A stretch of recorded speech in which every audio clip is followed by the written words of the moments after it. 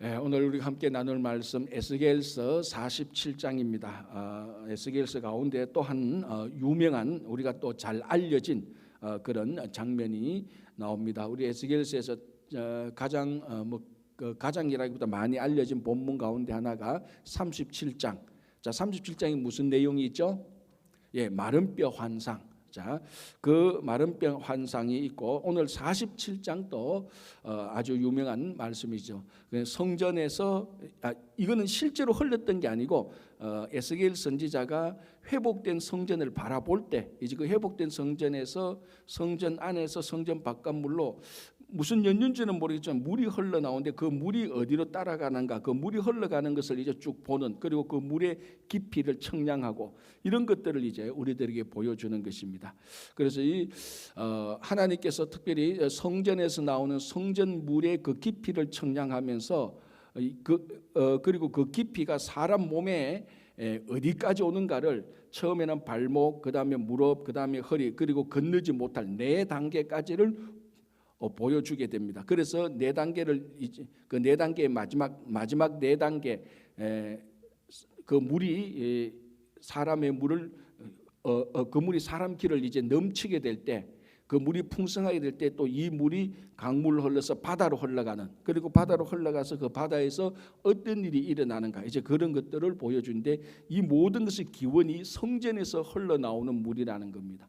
다시 말하자면은 성전에서 흘러나오는 물 또는 하나님으로부터 주어지는 물, 생수, 이 생수가 깊이가 어떻게 되면 이 깊이에 따라서 사람의 어느 부위에 해당되며, 그리고 이 하나님으로부터 나오는 이 생수가 바다에 들어갈 때 어떤 일이 일어나는가, 이제 그걸 오늘 우리들에게 보여주고, 이제 13절부터는 회복될 땅, 이스라엘 회복될 땅의 경계선을 이제 그 경계선을 지정해주고, 그 경계선 안에 있는 회복될 땅을 이 회복될 땅을 이스라엘 백성들과 그리고 그 함께 있던 이방인들이 함께 그 땅을 나누어 가지라는 그 말씀이 주어지는 것입니다. 자, 1절을 보겠습니다. 47장 1절. 그가 나를 데리고 성전문에 이르시니 성전의 앞면이 동쪽을 향하였는데 그 문지방 밑에서 물이 나와 동쪽으로 흐르다가, 자, 성전 문지방 밑에서 물이 나와 동쪽으로 흐르다. 그래서 어떤 분들이 건축을 하시는 어떤 분이 이렇게 말합니다. 이 성전 이거 부실공사다, 이렇게 얘기를 합니다. 듣고 보니까 좀 그럴 것 같기도 하죠. 아니, 성전을 멀쩡하게 잘 지어놨는데 성전 안에서 바깥으로 물이 흘러나오면 그 부실공사가 맞죠, 그죠? 그런데 이제 그런 측면으로 바라보는 것이 아니고 그 성전에서 흘러나오는 그 물, 그러니까 성전의 주인 되신 하나님으로부터 흘러나오는 생수, 지금 이것은 실제 건물이 아니고 환상으로 보여지는 신앙의 의미를 보여주는 겁니다. 그래서 혹시나 여러분 가운데서 이 부실공사 아니냐 그렇게 생각할까 싶어서, 사실 생각 안 했는데 제가 생각하도록 만들었죠, 그죠? 부실공사가 아니고 제대로 된 정말 회복된 성전입니다. 그래서 물이 흘러나옵니다. 자, 2절 볼게요. 그가 또 나를 데리고 북문으로 나가서 바깥길로 꺾여, 자, 이제 바깥길로 나가게 됩니다. 바깥길로 꺾여 동쪽을 향한 바깥문에 이르시기로 본적. 자, 이제 그러니까 이 데리고 성전 안에 있다가 밖에 데려서 밖에서 성전 물이 흘러나오서 이제 보게 하는 겁니다. 본적. 물이 죄송합니다. 본적 그 물이 오른쪽에서 서며 나오더라. 물이 이제 서서히 서며 나오죠. 3절. 그 사람이 손에 줄을 잡고 동쪽으로 나아가며 천척을 청량한 후에 내게 그 물을 건너게 하시니 물이 발목에 왔다. 자, 이제 이 부분에 대해서 주석가들이나 학자에 대해서 여러 가지 나름대로 이렇게 신학적으로 또는 신앙적으로 이렇게 해석을 하는데, 가장 이제 우리가 신앙적으로 우리 삶의 신앙을 되돌아보는 의미에서 어떻게 이것을 우리 삶에 적용하느냐에 대해서 몇 가지 견해가 있는데, 저는 이것이 제일 좋더라고요. 옛날부터 봤는데요. 이게 4가지 신앙의 종류로 나눌 수가 있습니다. 성전에서 물이 흘러나오는데 그 물과 내 신앙의 관계성, 4가지 신앙이죠. 첫 번째, 그 물을 청량하는 게 일정척을 청량하고 나보고 에스겔을 보고 건너가라니까 그 물이 어디까지 온다고요? 발목까지 왔다. 그래서 우리가 이걸 보통 발목 신앙이다 이렇게 말을 합니다. 자, 여러분, 물이 흐르는데 발목까지 오면은 이거 마치 개천에서 물 솔솔 흐르는데 이 발목까지 올라오는 거 똑같죠. 그러니까 이 물은 쉽게 건너게 하십니다. 그죠? 그래서 오늘도 3절에 보니까 내게 그 물을 건너게 하시니 발목까지 왔다. 그럼 발목까지 물이 오는 것은 쉽게 건널 수가 있습니다. 그러나 발목 쉽게 건넜지만은 그 물의 발목은 적게 되는 것이죠. 그러나 물의 발목은 적게 되지만은 그 물에 별로 영향받지 않습니다. 그 1천척을 건너는 데는 별로 영향받지 않습니다. 별로 불편함이 거의 없죠. 이게 우리 신앙하고 무슨 관련이 있느냐? 발목 신앙하고 무슨 관련이 있느냐? 전형적인 선대위 크리스찬입니다. 저는 처음에 선대위 크리스찬이 굉장히 좋은 용어인 줄 알았어요. 와, 진짜 선대위하고 크리스찬하고 진짜 좋은 용어인 줄 알았는데 이게 알고 보니까 주일날만 교회만 들락달락하는. 그런데 어떻게 보면요, 주일날 교회만 들락달락해도 사실 크게 나쁘지 않아요. 주일날 교회도 들락달락 안 하니까 문제예요. 이거 1년에 한 3번 4번 전형적인 미국처럼 절기 때마다 일주일에 한 번은 들락달락이지만 일주일에 3번 4번 오선 들락달락. 요거는 진짜 문제. 그래 놓고 나중에 종교란에 서면 기독교 크게 또 쓴다고요. 그죠? 어쨌든 이 발목 신앙은 교회만 들락달락 하는 겁니다. 주일날 그냥 교회에 와서 뭐 하나님의 말씀 뭐 듣기는 들은 건데 오늘 목사님이 뭐 설교를 한 것 같기는 같은데 무슨 말 했는지 모르는. 그래서 물에 발목이 젖긴 젖었는데 이 성전에서 나오는 물이 내 삶에 아무런 영향을 아무런은 아니고 거의 영향을 끼치지 않는.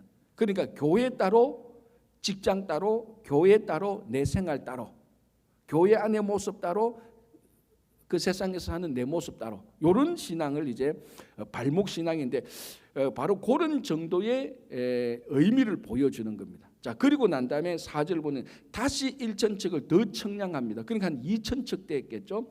그리고 내게 물을 건너게 하라. 그러니까 건너보니까 이번에는 물이 무릎까지 옵니다. 자, 여러분 옛날에 그 개천 같은 거 많이 그 건너봤지 않습니까? 물이 무릎까지 오는데 그 물살이 아주 세면요 굉장히 힘들어요 사실은. 이제 오늘 이 본문을 볼 때 물살이 어느 정도 세나 그 물살의 세기 정도는 말을 하지 않는데 물살이 아주 세면은 발목이 아니고 무릎까지 와도 굉장히 위험한데 뭐 오늘 본문을 볼 때 물살의 세기는 말하지 않았으니까 그냥 물이 보통 흘러내린다고 보고 무릎까지 오면은 좀 불편해요 사실은. 마음대로 못 가죠. 이렇게 그 무릎까지 오면은 마음대로 못 가는데 그래도 뭐 그거 건너는데 큰 어려움이 없습니다. 어느 정도인가 이제 발목 신앙을 거쳐서 무릎 신앙은 나쁜 일 하려 그러면은 좀 찔려요. 이거 내가 그래도 교회 다니는데 사람들이 보지 않나. 그 발목 신앙은 나쁜 일을 하는데 거의 양심이 안 찔리는 겁니다. 왜? 교회 따로 내 생활 따로니까.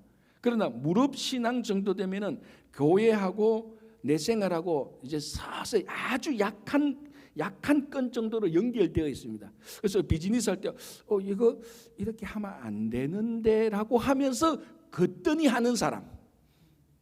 그러니까 무릎 신앙은 그래도 이제 많이 양심의 가책은 좀 받지만은 양심의 가책을 받는데 이 양심의 가책이 자기가 나쁜 일을 하는데 영향은 못 끼치는. 결국은 그 일 다 하는 이제 그 정도의 신앙을 얘기합니다. 그러니까 좀 우리 말로 하면은 세례는 받는데 세례 받을 때 결단했는 것이 양심에는 남아 있어서 행동을 할 때 좀 찝찝해 정도.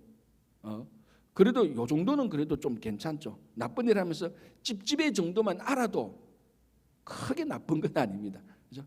자, 그리고 난 다음에 다시 또 1천척을 더 청량합니다. 그리고 건너게 하니까 허리까지 오는 거죠. 이거는 굉장히 이제 불편합니다. 여러분 그 개천에 허리까지 오는 그 개천 건너본 적 있습니까? 이거 만만치 않아요. 물살이 약간이라도 세면요 여기서 이까지 가는데 허리까지 오면 물살이 세면 여기서 이까지 그대로 수평적으로 이동 못하면 어떻게 됩니까? 밀려가지고 원래 여기서 목적지 원래 이렇게 건너가야 되는데 물살이 세나기보다 허리까지 오면은 똑바로 못 가고 흘러내리는 물에 저쪽에 가서 약간 이렇게 핀트가 안 맞죠. 아래쪽으로 좀 내려가게 되는 것입니다. 만약에 진짜 물살이 세면은 굉장히 위험합니다. 그러나 건넙니다. 그러나 건너긴 건네요. 이게 뭐냐면은 이제 좀 굳이 우리식으로 말하면 허리신앙은 신앙생활 오래 했고 뭔지 다 합니다. 이거 하면 안 돼. 그래서 안 해요, 잘. 그런데 이익이 클 때는 합니다. 세상 이익이 클 때는 이거 하면 안 되는데 하면서 결국은 해서 자기 신앙의 양심에 위배되면서도 해내는 사람. 그런데 사사로운 건 안 해요. 이거 뭐 내가 요거 얻으려고 신앙의 양심을 위배한다. 그렇지는 않지. 그런데 큰 이익이 생기면은 이 정도 이익이면은 내 신앙 양심을 한번 버려봐. 그렇게 할 수 있는 사람. 그게 이제 허리까지 오는 것입니다. 자, 5절 보시기 바랍니다. 다시 천척을 청량하시니 그 물이 가득하여, 가득하여, 이게 충만입니다. 가득하여 헤엄을 칠 만한 물이다. 헤엄을 치지 않고는 건너지 못할, 그러니까 물이 넘쳐버리니까 발바닥이 그 강 밑바닥에 닿지 않는 거죠. 그러니까 헤엄을 칠 수밖에 없는 그런 상황입니다. 자, 그리고 5절 끝에 사람이 능히 건너지 못할 강이더라. 결국은 물이 넘치니까, 물이 넘치고 물살이 세니까 자기가 자기 수영시키려고 그러는 그걸 건너지 못하는 겁니다. 이런 경우를 우리가 성령 충만한 경우라고 말을 합니다. 결국은 자기 뜻과 자기 의지대로 강을 못 건넙니다. 누군가가 안내해줘야, 누군가가 그것을 강을 건널 수 있도록 도와줘야만 배를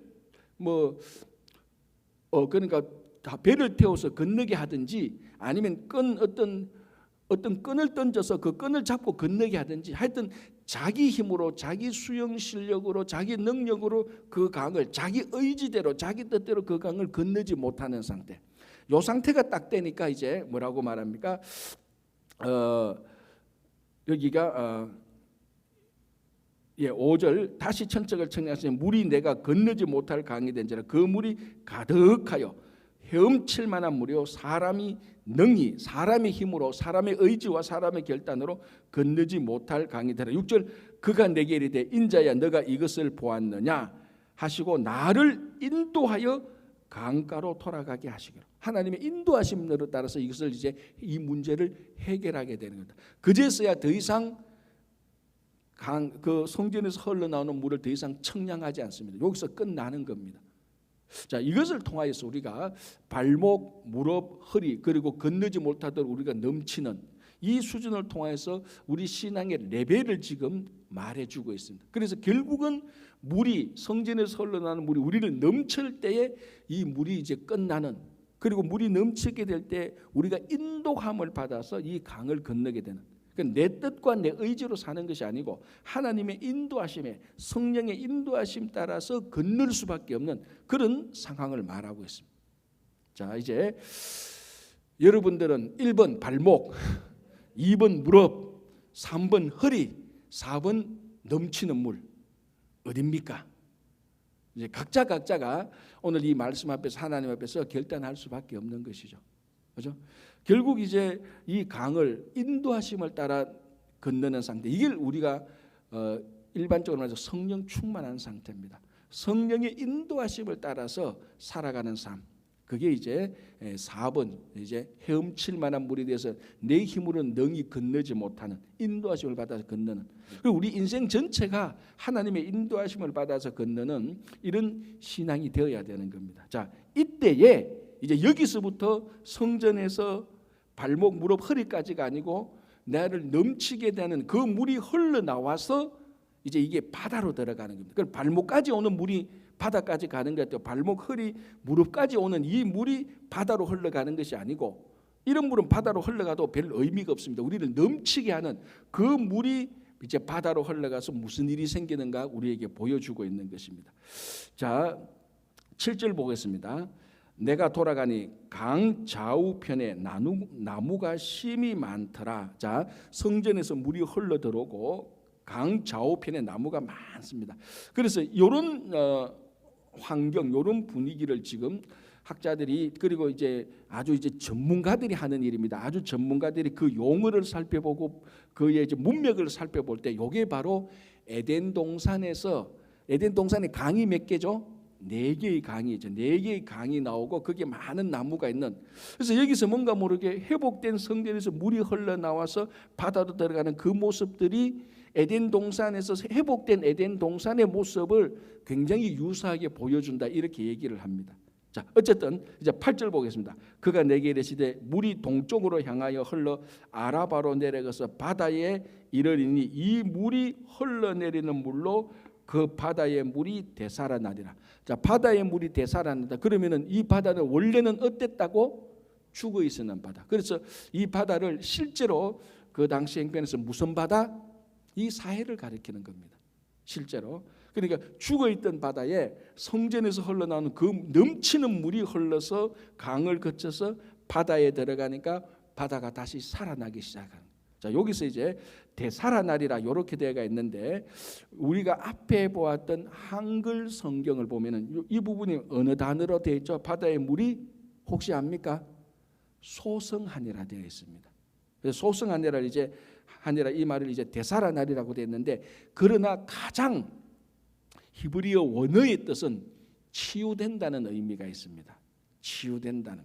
그래서 이 죽었던 이 물에 사해에 성전에서 흘러내는, 그러니까 아마 이 성전은 예루살렘 성전 아닙니까? 그러니까 여러분 그 지도를 보면은 예루살렘에서 흘러내리는 물이 뭐 요단강이나 그쪽으로 쭉 흘러서 사해로 흘러 들어가서 죽었던 바다가 치유되어서 다시 살아나는 지금 그런 모습들을 우리들에게 보여주고 있는 것입니다. 자, 이제 그래서 이 강물이, 성전의 강물이 바다에 들어가서 사해를 살리는데 그 일이 이제 어떻게 일어나는가 한번 보겠습니다. 9장.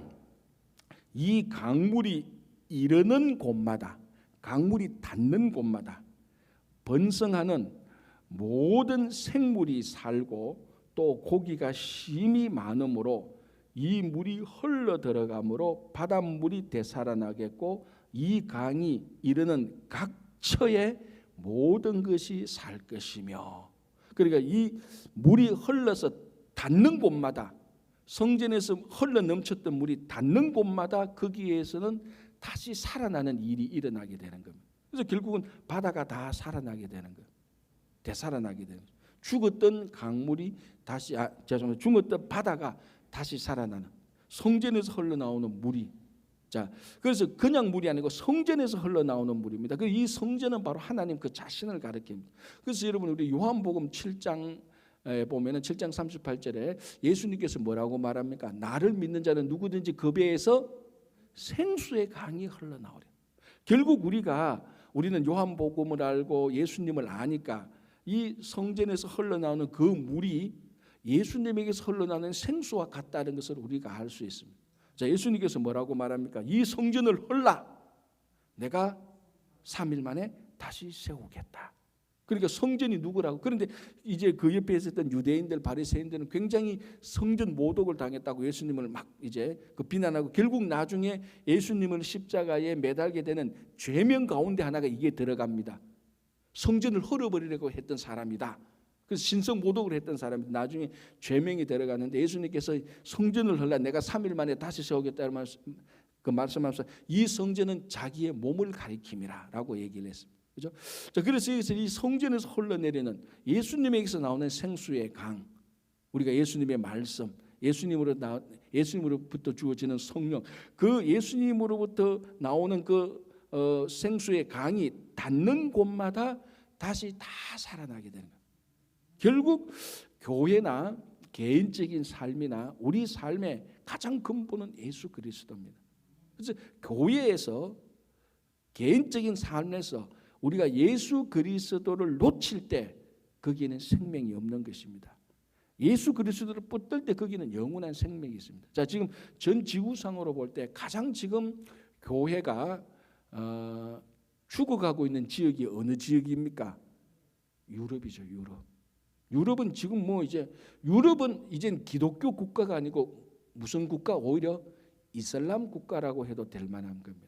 특별히 문명을 자랑했던 프랑스 같은 좋은 말로 관용, 토러렌스, 그 불어로 똘로랑스가 이렇게 말하면서 이슬람권 다 받아주고 있는데, 나중에 가만 보니까 지금은 기독교보다 프랑스는 이슬람이 훨씬 더 셉니다. 그리고 유럽은 가장 유럽이 많이 죽어가고 있죠. 그래서 제가 자료를 보니까 그 유럽에 대해서 유럽뿐만이 아니고 현재 그러니까 죄송합니다. 유럽뿐만이 아니라 지금 20세기 중후반부터 유럽을 중심으로 교회의 형편이 계속해서 이제 내리막길을 걷고 있는 그 자료들에 대한 몇 가지 그 제목만 제가 한번 뽑아봤습니다. 이렇게 되어 있습니다. 가장 많이 나오는 제목, 교회가 죽어가고 있다. 이런 우리 기독교 신문이나 일반 신문, 종교 신문을 보면 이런 것들이 굉장히 많죠. 그리고 문 닫은 유럽 교회 건물들이 옷, 가게, 체육관, 술집으로 변하고 있다. 이런 헤드라인이 되게 많죠. 영국 감리 교회가 죽어가고 있다. 미래 교회가 죽어가고 있다. 영국 교회가 피 흘리며 죽어가고 있다.